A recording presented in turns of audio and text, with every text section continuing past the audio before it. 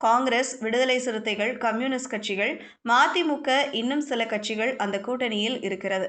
ஆட்சி அதிகாரத்தில் பங்கு என்ற முழக்கம் லேசாக கேட்கத் தொடங்கி இருந்தாலும் திமுக தான் இறுதி முடிவு எடுக்கும். கடந்த ஆண்டு போலவே கூட்டணி கட்சிகளுக்கு தொகுதிகள் ஒதுக்கீடு செய்யப்படலாம் என சொல்லப்படுகிறது. இது ஒருபுறம் இருக்க, அதிமுக கூட்டணியை இன்னும் இறுதி செய்யவில்லை.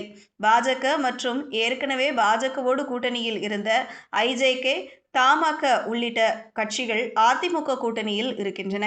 தமிழகத்தின் முக்கிய அரசியல் கட்சிகளில் ஒன்றாக திகழ்ந்த தேமுதிகவின் நிலைப்பாடு இன்னும் தெளிவாக தெரியவில்லை.